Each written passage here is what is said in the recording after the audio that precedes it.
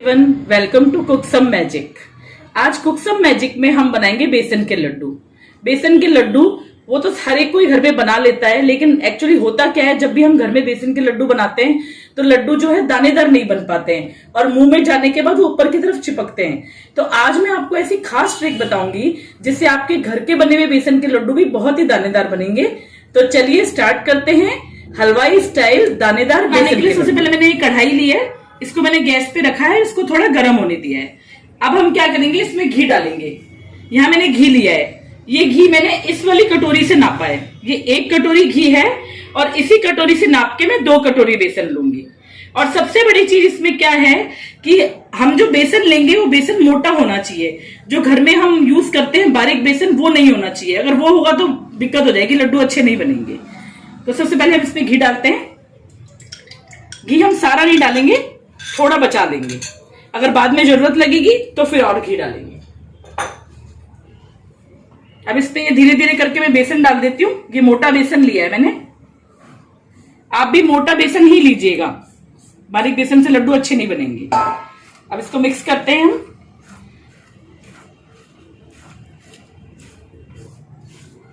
अब इस बेसन को हमको सारे को घी में मिक्स करना है। शुरू में हमें ऐसा लगेगा कि ये बेसन ज्यादा है और घी कम है, लेकिन जैसे जैसे बेसन सिकता जाएगा ये घी छोड़ता जाएगा और बिल्कुल परफेक्ट बनेंगे लड्डू। और सबसे बड़ी बात, एक पॉइंट आप नोट कीजिए कि इस बेसन को हमें बिल्कुल भी तेज गैस पर नहीं सेकना है, बिल्कुल मीडियम भी नहीं, आप स्लो लगा लो, बिल्कुल ही मंदी गैस पे, धीमी आंच पे हमें इसको सेकना है। बिल्कुल जरा सी भी गैस को हमें तेज नहीं करना है।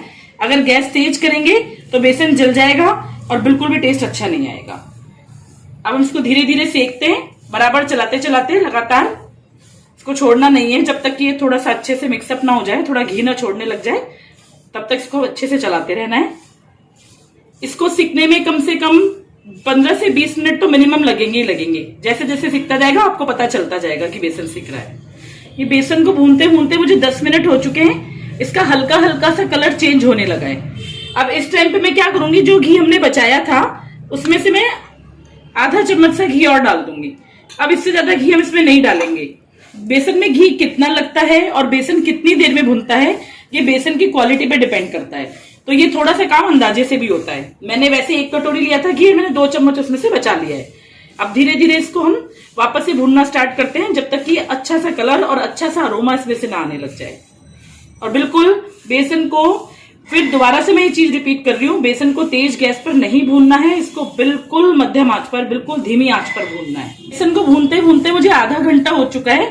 मैंने आपको 15 से 20 मिनट कहा था, लेकिन मैंने बिल्कुल सिम गैस पे किया है, तो हाफ एन आवर लगा है मुझे इसको भूनते भूनते।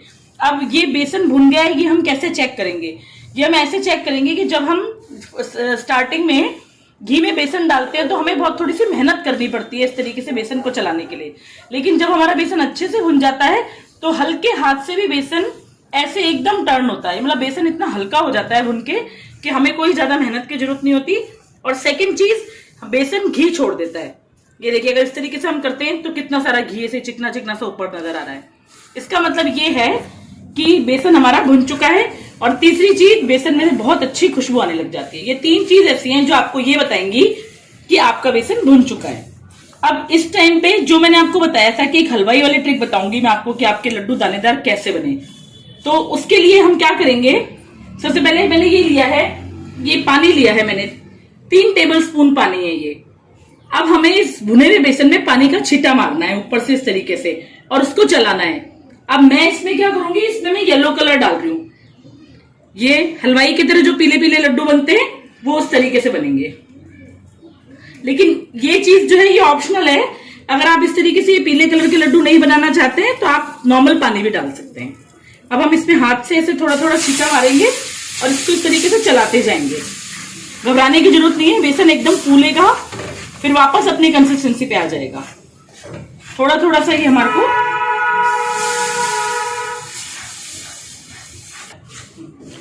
और ये बेसन हमारा रेडी हो चुका है, बिल्कुल भुन के एकदम तैयार।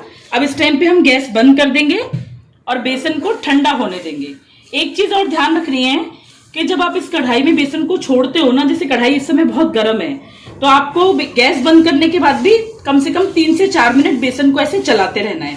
अगर आप एकदम गरम गरम छोड़ देंगे तो ये बेसन नीचे से जल जाएगा। या फिर आप एक काम कर सकते हैं कि अगर आपको लगातार नहीं चलाना है बंद कढ़ाई में, तो आप इसको किसी और बर्तन में भी निकाल सकते हैं, ताकि ये गरम कढ़ाई से बाहर आएगा तो ये ओवरकुक नहीं होगा। अब इस बेसन का हम क्या करेंगे, हम इसको दूसरे बर्तन में निकाल लेते हैं ताकि ये थोड़ा जल्दी से ठंडा हो जाए। एक चीज का ध्यान रखना है, इसमें जब हम मीठा मिलाएंगे तो बिल्कुल भी गरम बेसन में नहीं मिलाना है। बिल्कुल ऐसा हो गुनगुने से भी थोड़ा ठंडा ही हो, गरम नहीं हो। अब हम इसको ठंडा होने के लिए रख देते हैं, फिर आगे का प्रोसीजर स्टार्ट। फिर बेसन को हमने अच्छे से ठंडा कर लिया है, बिल्कुल गुनगुने से थोड़ा सा लाइट ठंडा है, गुनगुना भी नहीं होना चाहिए, गुनगुने से भी थोड़ा कम ठंडा। अब हम क्या करेंगे, इसके अंदर ये मैंने इलायची ली है, 3-4 इलायची मैंने इनके दाने निकाल के इनको थोड़ा क्रश कर लिया है। इलायची इसमें डाल दूंगी मैं। थोड़े मैंने ये बादाम के कतरन लिए हैं, ये सब ऑप्शनल है, आपकी मर्जी, आप डालना चाहें तो ठीक है, नहीं तो इलायची तो जरूर डालना, बिना इलायची के इसमें टेस्ट नहीं आएगा। और ये मैंने पिस्ता डाली है, इसको मिक्स कर लेती हूं मैं।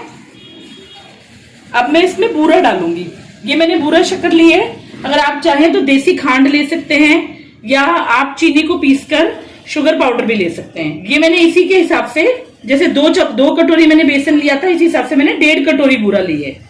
अब मैं इसको थोड़ी थोड़ी करके इसमें मिलाऊंगी और मिक्स करती जाऊंगी।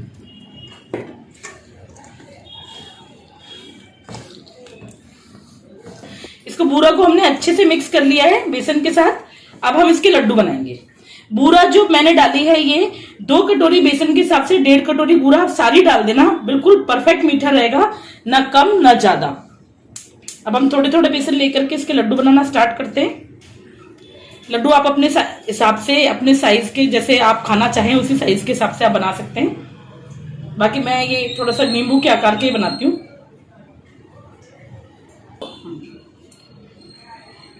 ये लड्डू बनके तैयार हो गया है हमारा। इसी तरीके से हम, थोड़ी सी जोर आजमाइश करनी पड़ेगी, तो इसी तरीके से बना करके सारे लड्डू रेडी कर लेते हैं, बिल्कुल इसी साइज के। आप चाहो तो साइज अपने हिसाब से कैसे भी कर सकते हो, थोड़ा बड़ा, इससे तो छोटा क्या ही होगा, पर थोड़ा बड़ा कर सकते हो।